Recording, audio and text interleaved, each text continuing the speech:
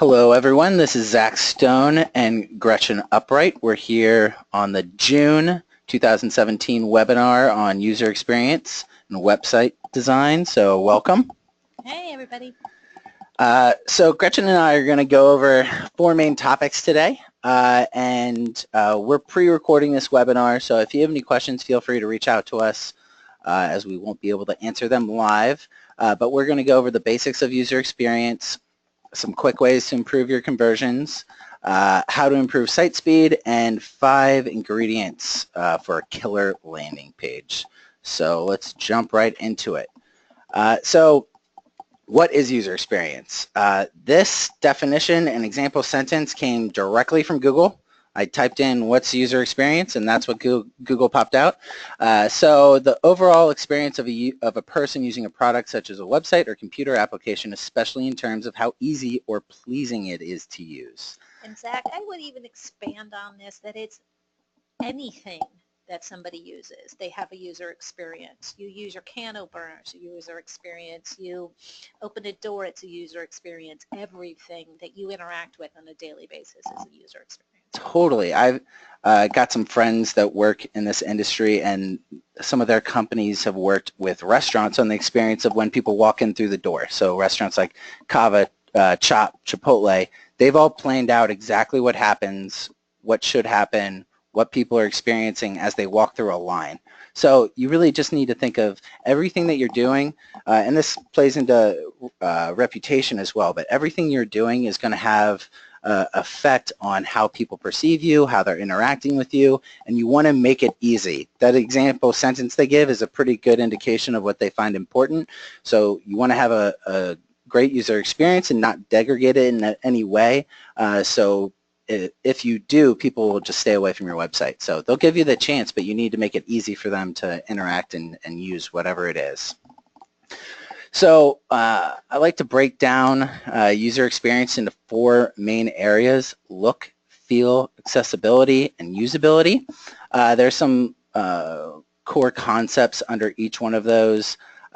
Look, it has to be clean, easy to understand. When you get to a landing page, whether it's the home page, a blog post, a practice area, an office page, it needs to look credible. It needs to present you in a trustworthy way, and it needs to be clean and easy to use. Not cluttered at all. Exactly. You don't want their eyes jumping around everywhere. You want to guide them down the page in a way that's going to make them feel like they can get all the information that they need from you. Feel, is it a fun website to use? Is the interaction at the highest quality? And is it drawing a reaction out of you? So if you get to a website and it's just like one text file, that obviously there's no joy to that. You're just reading. You want to have some kind of experience, bring some kind of emotion out of them when they're using it. Accessibility, I tell people all the time that SEO is really about organization. I'm essentially a maid for the internet. So you want to make, and UX and SEO go hand in hand. So accessibility is all about organizing things in a really great way, understanding topics, categories, different ways that people learn, and making sure that you're putting it in the places people expect to find it. For example, typically websites have the home button as the first item on the left side of the navigation. If you were to plop that in the middle of the navigation or on the right side, it would confuse users. They wouldn't really understand what it was anymore, even if it's super intuitive as the first item in the navigation. So keep that in mind. And to that point, we've seen websites that don't use home on the navigation, but have used something like welcome, or if they have a drop down off the home. There are certain basic ways that people expect a website to be presented. Just like when you get into a car, you expect it to have the steering wheel on the left side, to have 4 tires, to have doors, basic things that you feel are going to happen. And if they aren't there, it throws you for a loop. And again, that gives people a little bit of angst, and then they get confused, they feel foolish, and then they'll either stop using your product, stop using your website, stop calling your office and interacting with you because you're making them feel foolish. Yeah, and that plays well into usability. If you have something on your website, make sure it's easy to use and works the way it should work. If you've got a really fancy, cool calculator on your website, but it isn't easy to use or doesn't work the way you expect it to, that's not going to be a great experience. If you have a contact form that says that someone should expect an email from you, make sure an email is going to go as a thank you email to that person.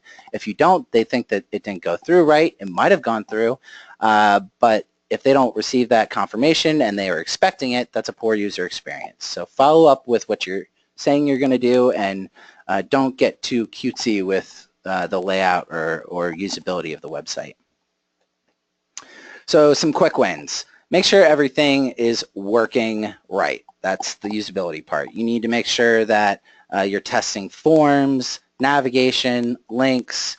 If you've got any kind of tools or calculators, make sure that they're working properly. Test out a bunch of different areas there. Make sure the information is easy to find and sometimes findable in different ways. So make sure that if people are looking for blog content, send them to your blog. But if people are looking for personal injury content or car accident content, make sure that's easy to find. That should be related to your practice area, your service that you provide. So just make sure that whatever content you're providing, it's easy to find and not buried deep into your website on the fourth page of a blog overview page. And one thing that falls into that is having search on your website. So somebody may have searched for something specific, got to a page on your website, and then has a further question. And some people will click around to find that information, and some people are looking for a search bar to find it. So that helps with making things easy to find. Definitely the layout, but also for the people who just punt and just say, nah, I just want you to spoon feed my exact answer. Totally. And offer value, digestible value. And what I mean by that is present the information that you need to present in an easy to understand way. Gretchen's going to talk a little bit more about content further on in the webinar, but you need to make sure that what you're saying isn't about going over people's heads. You shouldn't be writing to college professors on your website, especially if that's not who you're trying to attract as clients. You should be writing at a much lower level so people can understand it and figure out different ways to explain a subject matter. In school, every teacher, any teacher that is really good at their job is going to explain and describe something in multiple ways for the different people who learn in different ways to digest it. Make sure that you aren't just writing it in the way that you would want to learn it. You already know the topic. Write it for the person that would be searching for this information that might be in the situation that you'd want to have them contact you. And then build trust and credibility. Make sure your website looks professional if you're a professional service. Make sure your website has some kind of testimonials, external references, badges, anything that can show some kind of credibility and they can trust what you're saying. You already have some inherent credibility due to the service that you're in, whether you're a lawyer or a doctor, but you need to make sure that you look more credible than your peers in the local area and provide layouts and information that speaks to that. And to that point, Zach, I've had a couple of clients say to me, why do I need testimonials on my website? Everybody's got testimonials on their website. Everybody just knows that people are going to say great things about you. And although people know that could be some fudging going on with testimonials, the fact that you don't have them makes people think the opposite, makes people think you couldn't even get one person to say nice things about you. There's a problem there. So testimonials builds trust. Case results builds trust. You've obviously had cases that have been successful. That's why you're putting them on your website. And the fact that you've put case results on your website, that is the type of case that I'm looking for, makes me realize that you're good at this type of case and you were successful for people, and that also builds trust. So having a lot of that information and expanding upon it. If you've gotten a testimonial and it's relatively short, he was great, and you can then add yourself, this was a client who had their second DWI. We went before a judge, and they were, they were given community service. You can then expand upon it, even if the testimonial isn't that long. It then gives you those long tail keywords as well to help people find you for those types of cases. And a caveat to that, if the bar restricts you from using testimonials or case results, don't do it just because we said it on this webinar. Exactly. Follow the rules too. Yeah. But you can also explain that to people. Your visitors won't know that. So if you say, you have testimonials, say, sorry, the bar does not allow us to publish these. Call our office and we'd be happy to give them to you, is a way around it. It still addresses the problem or the issue that they're expecting to see it and haven't seen it on your website. For sure. And case results, even if they have to be an alias or anonymous, having them is better than not having them. There's a lot of natural language that goes into them that's going to improve your SEO, but it also is just a really great trust factor for people. So we've got a blog post on how to provide a better online user experience today in this hyperlink below that you can reference if you're looking for more information on those quick wins. Another big thing is developing empathy. I think that this is something that is lost on some people. They are really great at providing sympathy. I feel so bad for you, but until you put yourself into their shoes, they're not going to feel like that's a real response or a truthful representation of how you feel, what you're doing, and how you can help them. It's one thing to say like, oh, I feel bad for you. It's another thing to say, I've worked with people who have been in a similar situation like this before, and this is how I was able to get through this tough time. And their concerns were X, Y, and Z, and these are how we address them. They were concerned that they had to see numerous doctors, and they were worried about medical bills. This is how we solved the problem. They were worried they weren't going to be able to see specialists, and that's how we solved this problem. So, definitely putting people in, what are your clients worried about? If you're a doctor, are they worried about walking pain-free? Are they worried about, anything? What are the questions that people ask you, and address them and show that you have helped people, again, in the same situation. And that shows that you're a great lawyer or doctor. You are answering the questions that they have before they even have them. Mm-hmm. You're empathetic to the situation that they're in and not saying, oh, if you're in this situation, you should call me because I'm the best. You're saying, hey, I've been in this situation with others before. These are some of the questions that they had. This is what I told them. It comes across in a much better way, and you're more likely to attract the types of leads that you're looking for, the people that are truly scared for what's happening next, and not people that are kicking tires or ambulance chasing, because a lot of those people are only worried about the number or only worried about talking to the best person. The people that are truly in a situation that you want to help are the ones that need some empathy at that time. So we talked about this a little bit, but just simple things like if someone has actually heard of you before, if they have, providing a portal or a way for people to interact with your website if they do know you, whether it's attorney referrals or if some clients have had sections on their websites for their clients to log in and see where they're at, what documents are needed from them, and that kind of thing. So having an open, clear mode of communication on your website for people who do know you is also important. Do you have visual elements that make you seem trustworthy, whether they're badges or accreditations, whatever else? You don't have to go wild and have every single badge that anyone has ever emailed you about on there, but it's good to show some of the more important notable awards, associations that you might be a member of. If the site's intuitive to use and it doesn't feel like you're getting tricked into doing something, that's also a sign of credibility and trust. And external validation signals like review sites and associations, certified claim profiles. You want to make sure that every instance that they find of you is consistent and speaks to who you are. Mix up your call to actions on your website and contact, because if the last sentence of every piece of content that you write is call me now if you've been in this situation, that first is not very empathetic. And second, it's not necessarily what the next step is for every piece of content that you write. You might be writing a piece of content when people are just in the research phase. They're just looking for information to understand if they do have a case or not. They're not ready to take action. So they can download a free book, white paper. If it's a piece of content that is has potential to be social, share it on social media. So mix up the different calls to action. Don't be a one-trick pony in that area.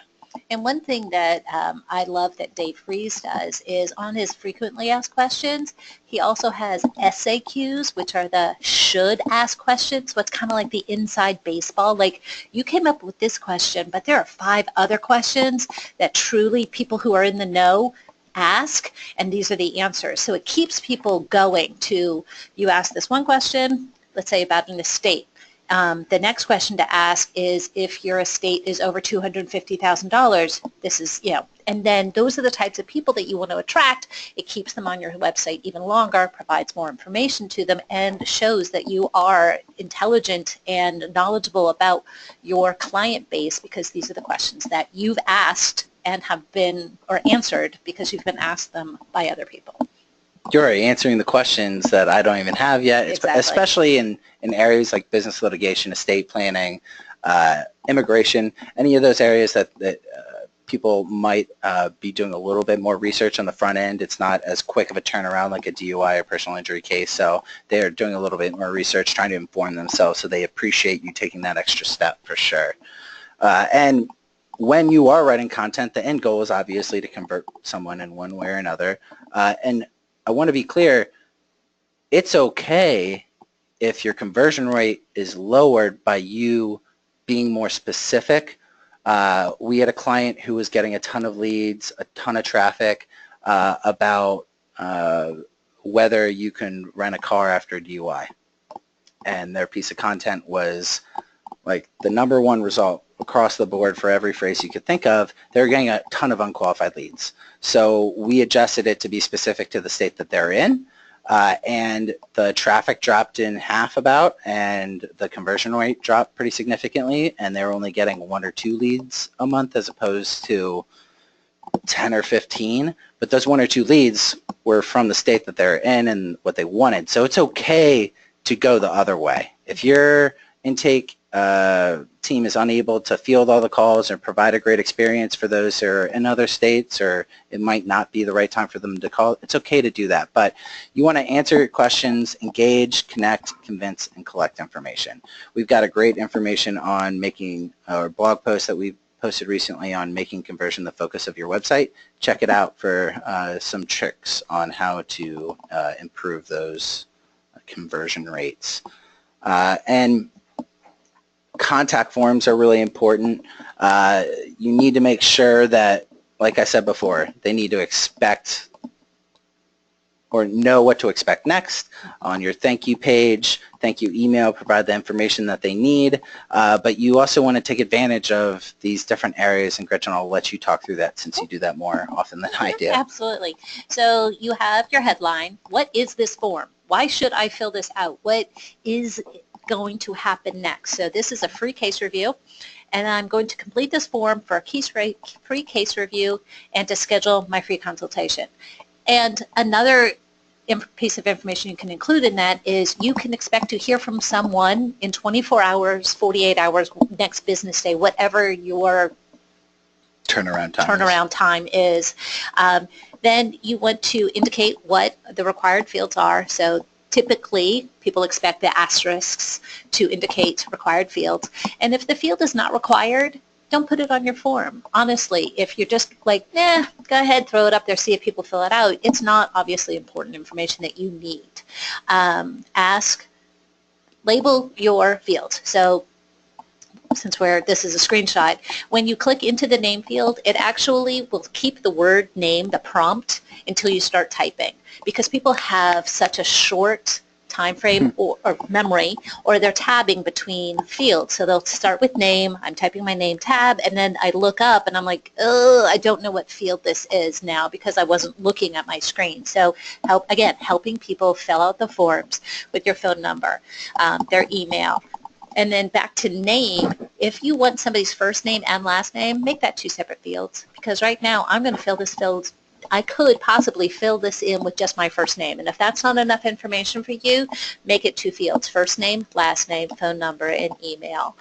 And the button also has to be visible and understand what's going to happen now. I'm going to send this off to the magic people who are going to receive this email, but it's very indicative of what's going to happen next. Yeah, and I actually read, talking about the short-term memory, I read an article recently where our short-term memory is actually shorter than that of a goldfish now, because of mobile devices and our constant inability to focus and us being inundated with information. So make sure, like Gretchen said, having that little feature is a great improvement on the user experience, because if I click in there, everything goes away, I'm going to immediately forget what I was supposed to put in there. Right. And on this last field, it says, please give a brief description of your legal matter instead of tell us more. Because I could tell you anything. The sky is blue. The sun is shining. That's I like not, totals. Right. Yeah. Oh, I hate you. So definitely ask for what you want, and then people will most likely give it to you. And so we talked about this. Shortening it can improve conversions by 160%. I never want to fill out, even if it's not required, I just think, oh man, they have all these fields because they're going to send me a ton of follow-up stuff. If they want my email, my phone, my state zip, if you have a fax number in there, like what are they going to send me? Exactly. Well, that's also ironic because it says download this report, and why do you need my address if I'm only downloading this? Honestly, you just need my name and my email address, and let's just go and I'll get my free report now. So again, ask for the minimum and you'll most likely get it. And if you have a hard copy of a book or something like that, do a second chance form so that people can get the downloaded version. But if they want a hard copy, if that they like flipping through the pages and you have it to give to them, on the thank you page, do a second chance form. Would you like to receive a hard copy of this book? Fill out this additional information. You're not going to get as many people to do that, but you don't need as many people to do that. You just want the people that really want that. You're trying to improve the experience that they're having. They might not like PDFs. They might want a book. And in that case, provide it to them. Exactly. And to that point, you had a second chance form, but in your campaign, you can do a second chance. Hey, if you, enjoyed the PDF and would like a hard copy, you can then send them to another page to get the hard copy. And this is an example of where contact form location does matter. When we redesigned this website for Hupy and Abraham, they had great numbers on this office page on the right, the old office page, but the contact form was down below next to the contact information as opposed to the map next to the contact information. The contact form is now in the header with an image of the office because that provides another indicator that you're in that area, and it makes people feel a little bit more comfortable knowing what they're going to walk into. So make sure that you're thinking about those types of things, because this did improve the conversion rate of that contact form being filled out by 16%. That, along with the other improvements in traffic, meant that there's a 66% improvement in the number of contact forms being filled out. That's just contact forms. When you add chat and everything else, the other ways that people can contact you, it really can be quite significant. So site speed is a big part of user experience. People want things to load faster and faster and faster. Google wants you to load your content faster. Facebook wants you to load your content faster. There's a webmaster video from Google talking about how their goal is 2 seconds for, or actually they aim for under a half a second. They think the threshold should be about 2 seconds for e-commerce sites. And this was a couple years ago. So make sure that you're not sacrificing design for speed. Now, there's always a balancing act of speed and design. You don't want, again, to have a big text file, but there needs to be some visual elements. Google's PageSpeed Insights is a good tool to just get a understanding of where you're at, but there are a lot of things in there that just aren't right. Google has a way to download and compress the images that it says are too slow, but when you download it, it doesn't have all the images. You compress an image and put it in there. Sometimes it just won't take. So take it with a grain of salt. You're never going to get 100%. If you're in the 80s, I wouldn't worry about it. And in certain situations when you've have a little bit more of a visually intense page, it could be even in the 70s, and there really wouldn't be a serious issue with that. Just make sure that whatever you're doing, you're considering that and thinking about that and making sure that, especially with DSS, we find we launch our sites at a certain level, but when you add an image to an offer or a bio and that gets pulled onto the homepage, if you don't compress that before you upload it when you get a new attorney or you do a new book, that's just going to get pulled in, and it's going to slow down all the other pages on your site that reference that image. Make sure that you're paying attention to how big it is. It's only the size that it needs to be, and you're compressing it before you're uploading it to a CMS like DSS or WordPress or whatever else. Let's see, and the faster it loads, the higher the conversion rates. Which just makes sense. I mean, people get frustrated with it not loading, and they're like, never mind, X the load and go back to the result, search results, and load somebody else's page that's going to load more quickly and get me the information. And to your point, Zach, with PageSpeed Insights, and we'll provide that link, they ding themselves for things. Okay, here we go. I fed right into your... I jumped into it. I forgot I had a slide about this. That there are things that Google will ding themselves for. So their search, their fonts, their items that we have no, or your webmaster has no control over. So again, as Zach said, you take it all with a grain of salt, and you said, I've done the best I can. I'm loading the content first, so an actual user experience of somebody visiting the page is good, because the things that aren't loading yet are not really affecting the content being loaded. That maybe chat's loading a little later, or maybe some footer image is loading later that people aren't seeing when they first get to a page, and it can load, lazy load, which is a term that people use, later on, and so it's not affecting the user experience.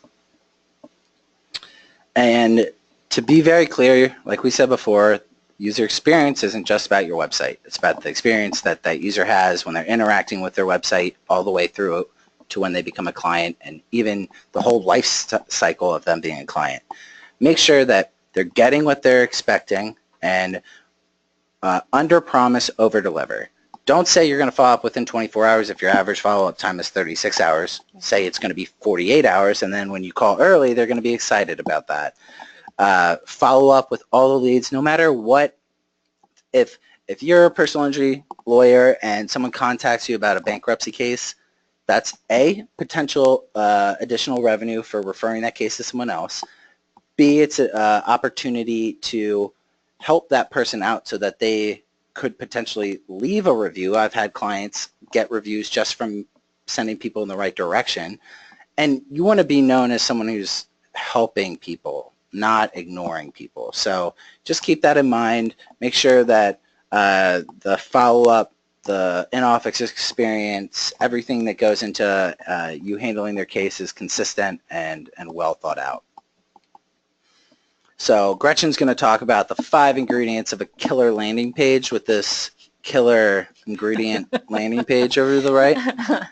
Yes, since we have a picture of food, we're going to talk about ingredients. So we're going to talk about headline, content, images, again, as it relates to your landing page, contact forms, again, as it's related to your landing page, and then trust factors.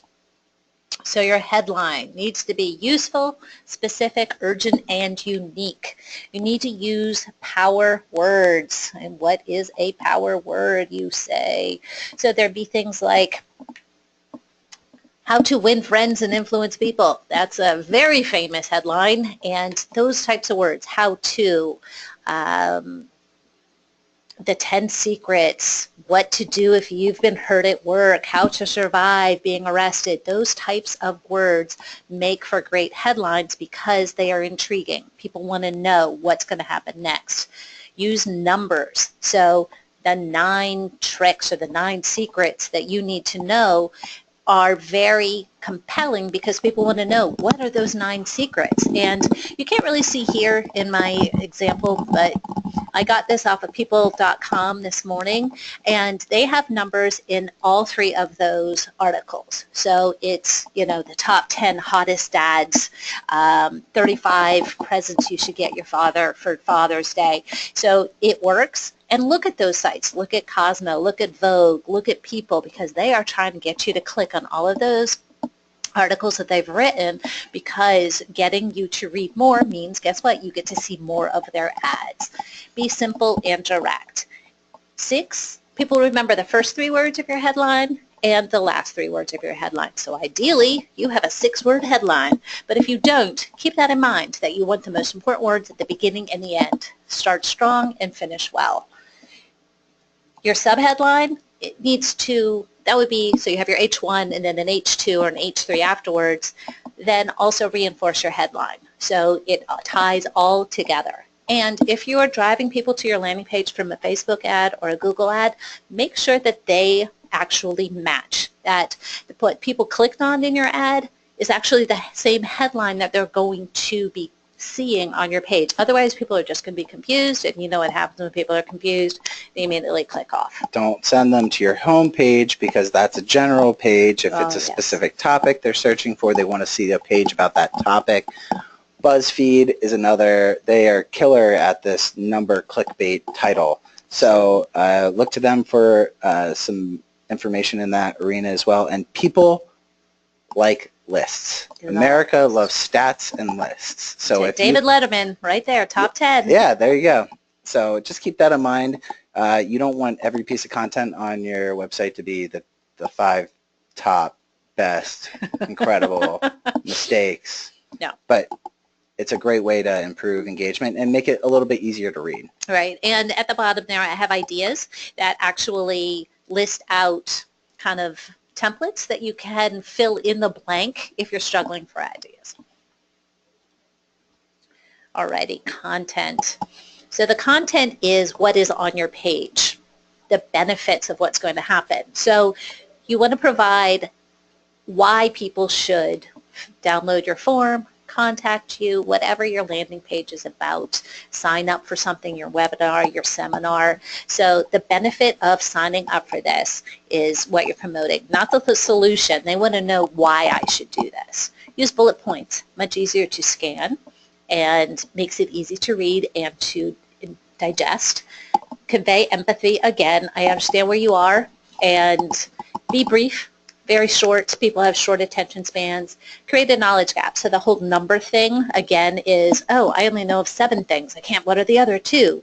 Provide feedback that, people, if you read your content out loud to somebody, and then you can ask people for feedback on the content, and spelling and grammar. We'll provide a link to Grammarly, which is what we use here in-house for spelling and grammar checking. It's an online resource and works really well. Next up is images. Display what people are getting. If you have an offer, display a picture of what the offer looks like. Include alt text on the image. Those are words that describe what the image is. It helps you both from the SEO perspective, and also people who are on screen readers, blind people, use those to understand what's on your page. Make sure it's mobile friendly. Check it on your phone. Make sure it's easy to fill out. Use your own images. Images of your offer, your testimony, people who have offered you testimonials. If you can't find an image that's relevant, use royalty-free options, and I've listed 4 here. Do not just take pictures off of Google. They're most likely somebody's image, and you'll get whacked by Getty Images for using an image inappropriately. Next up is contact forms. We talked about this briefly.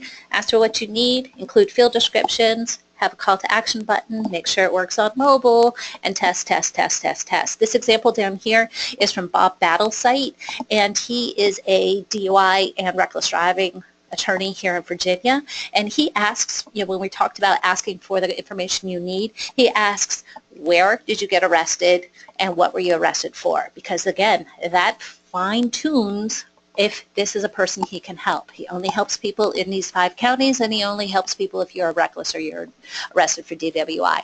So if you aren't that type of person, he can refer you to somebody who can take your type of case. It makes it very easy for him to know if you are his perfect client. Trust factors. Make sure the look and feel of your landing page is very similar to your website. Make sure your logo is there so that people know that you're the same firm that they thought they were contacting. Include your phone number and your address so that they know that you are a real business. Include awards, trust signals there, that you are so good that you got awards. Provide testimonials with images if possible because those are real people, so it relates to the previous slide about images. And indicate your privacy policy that you will not be selling their contact information to anybody else, that you're only going to be using it to contact them because they've contacted you. And that is it. Whew. So if you want more information about UX and web design and how your website is laid out and what you can improve upon, feel free to go to fwmdesign.com or fwmdoctordesign.com and we will help you out and check it out for you. So appreciate the time. Hope everyone has a great day. Thanks, Zach. Right. Bye.